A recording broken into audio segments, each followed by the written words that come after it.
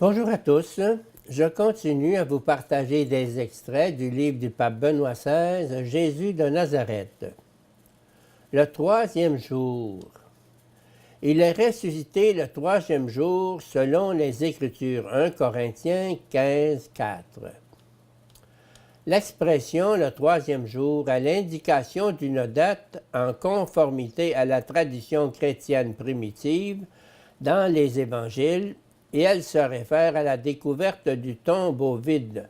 Paulus un Jesus, page 156. Je voudrais ajouter, elle se réfère à la première rencontre avec le Seigneur ressuscité.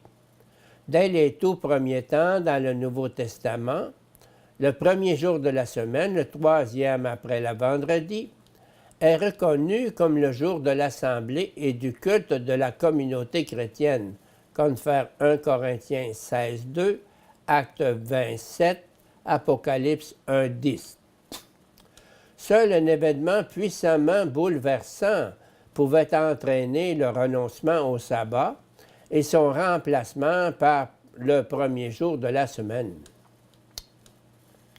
La célébration du jour du Seigneur, qui dès le début distingue la communauté chrétienne, est pour moi une des preuves les plus puissantes du fait que ce jour-là, quelque chose d'extraordinaire s'est produit, la découverte du tombeau vide et la rencontre avec le Seigneur ressuscité. Les témoins. Il est apparu à Céphas, puis aux 12. Le fondement même de la foi de l'Église y est indiqué.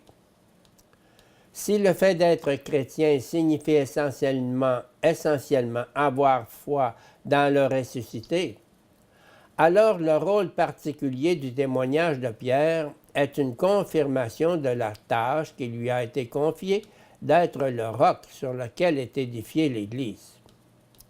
Ainsi, le récit de la résurrection devient par lui-même ecclésiologie.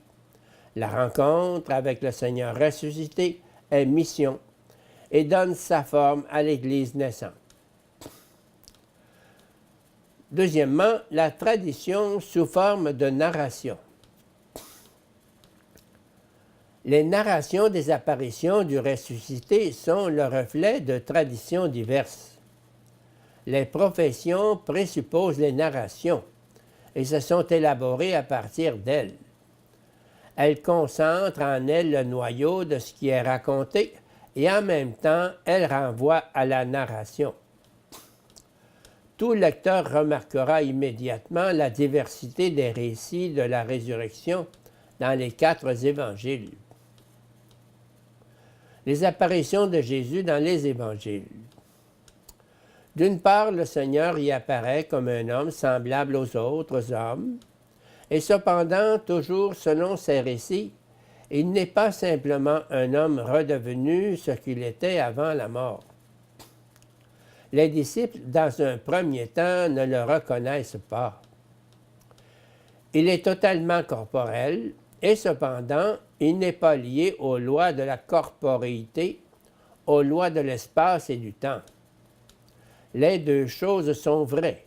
Il est le même, un homme en chair et en os, et il est aussi le nouveau, celui qui est entré dans un type d'existence différent. Il y a donc 2 délimitations importantes. D'une part, Jésus n'est pas revenu dans l'existence empirique, soumise à la loi de la mort, mais il vit d'une manière nouvelle dans la communion avec Dieu, soustrait pour toujours à la mort. D'autre part, et cela aussi est important, les rencontres avec le ressuscité sont quelque chose de différent d'événements intérieurs ou d'expériences mystiques. Ce sont des rencontres réelles avec le vivant qui, d'une manière nouvelle, possède un corps et demeure corporel. Luc le souligne avec beaucoup de force. Jésus n'est pas, comme les disciples le craignent au premier abord, un fantôme, un esprit, mais il a chair et os, confère 24, 36, 43.